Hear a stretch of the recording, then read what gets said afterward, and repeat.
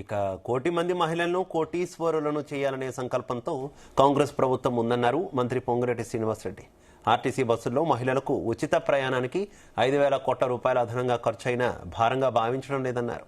గత బీఆర్ఎస్ ప్రభుత్వం చేసిన తప్పుల వల్ల కోట్లాది మంది పేద ప్రజలు ఇబ్బందులు పడ్డారని విమర్శించారు.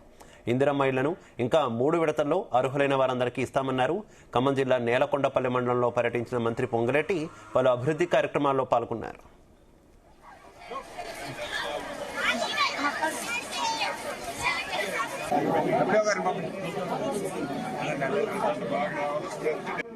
మీ కష్టాల్లో కూడా వాటా పంచుకుంటాడు నీ పెద్ద కొడుకు.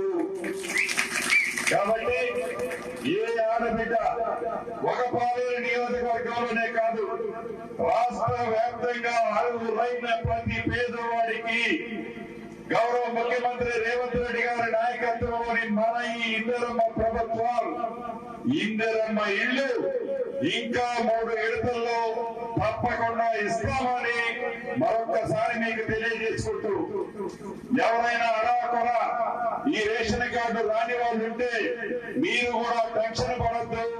ఇల్లు ఎలా హామీ ఇస్తున్నానో ఇందిరమ్మ ఇల్లుతో పాటుగా మీకు రేషన్ కార్డు మిస్ అయిన వాళ్ళు ఎవరైనా ఉన్నా వాళ్ళకు కూడా ఇచ్చే బాధ్యత ఈ ప్రభుత్వానికి నాదీనని మరొక్కసారి మీకు తెలియజేసుకుంటూ, పగట వేషాలతో చాలా మంది వస్తారు.